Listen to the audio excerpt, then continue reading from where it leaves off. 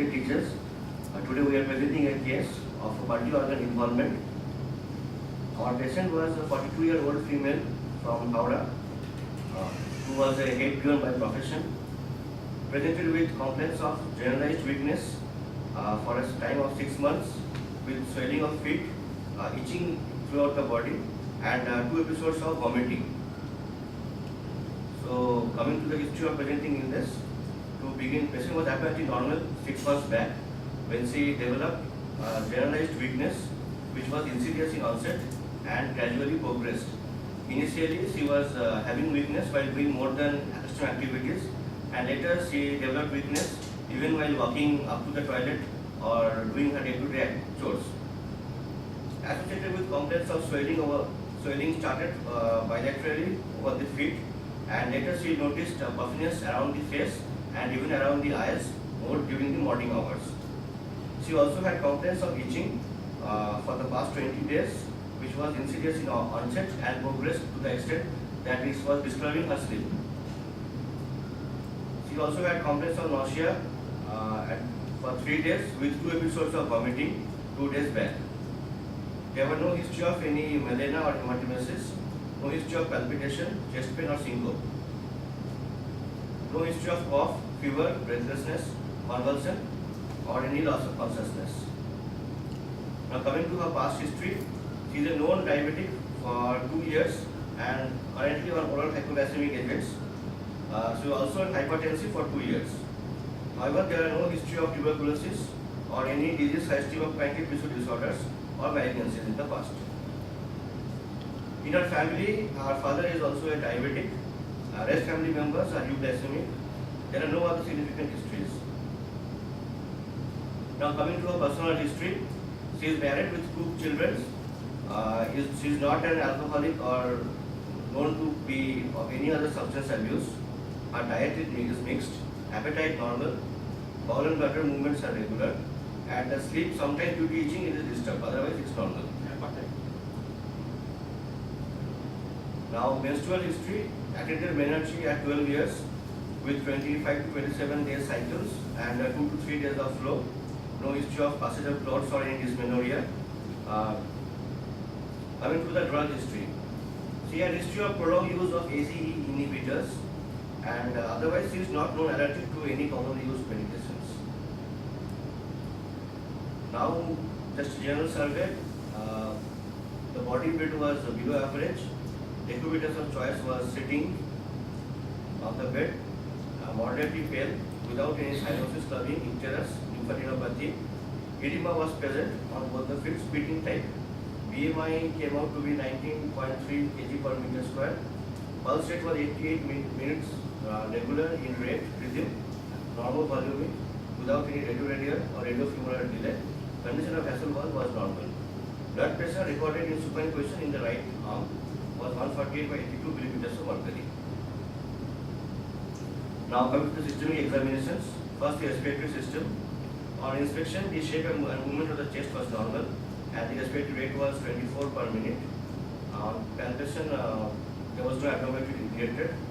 On auscultation, there were bilateral vesicular breath sounds with occasional cavitations over both the basal regions of the lung. Now coming to the cardiovascular system, apex which was in normal place, that is just medial to midventricular line in the 50 intercostal space. First and second heart sounds were heard without any murmurs or other added heart sounds. Now coming to the CNS examination, the patient had mental functions was all within normal limit. She was conscious, alert, with memory, speech, intelligence, emotions all intact. And cranial nerves examination, including the fundus, was within normal limit. In the motor functions, the nutrition and the bulk was normal, tone was also normal, and power was 5 by 5 in all the limbs. Next, plantar or bilateral flexor with deep tendon reflexes in all the tendons normal. Sensory function was intact. Cerebral signs were also within normal limits. Her gait is normal. Neck and spine, bowel and bladder were all intact. Now coming to the abdominal examination, there were no scar sinuses or engorged veins seen, without any tenderness, local rise of temperature or organomegaly detected. Bowel sounds were heard, and 100 other factors were intact. So to summarize the case, it's a middle-aged lady having hypertension and diabetes for 2 years with complaints of generalized weakness, gradually progressive swelling, pruritus, and 2 episodes of vomiting. On examination, there were mild basal palpitations with pitting type of bilateral pedal edema. Now, on investigation, she was found to be anemic with hemoglobin level of only 8.2 mg per deciliter. ESI was also raised at 17 mm in first hour. FBS was normal, but urea and creatinine was raised. Urea was 84 mg per deciliter and creatinine 5.6 mg per deciliter. Potassium was also on the higher value of 5.6 milliequivalents per liter. Calcium was reduced to only 7.9 mg per deciliter, and LDH was raised to 222.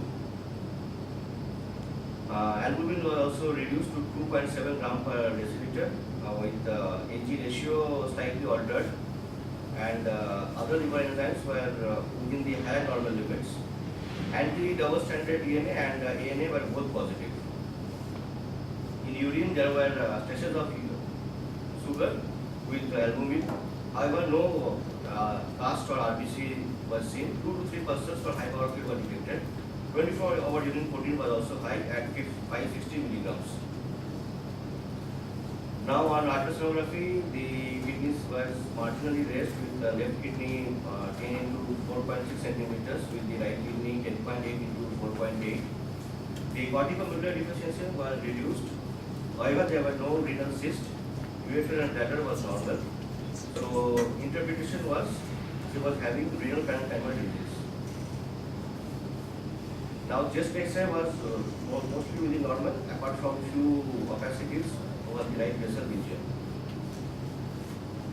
Now during the hospital stay, initially she presented with nausea and swelling and generalized weakness, and incidentally found to have hidden renal parameters. So biopsy of the kidney was done, and it was glomerulonephritic type, and patient was subsequently started on hemodialysis. Subsequently, she also developed respiratory distress because swelling was gradually progressive, and she was managed conservatively and continued hemodialysis and treated with prednisolone, mycophenolate mofetil, and other immunosuppressants. Now, this is the details of the kidney biopsy report. A total of 9 glomeruli was detected, in which there was increased mesangial matrix and cellularity with diffuse sclerosis. Interstitium was dense chronic inflammatory with focal fibrosis. There were granular and red blood cell cast, vessels having intimal sclerosis. So interpretation was it was a type of mesangial proliferative glomerulonephritis, progressive to chronic glomerulonephritis.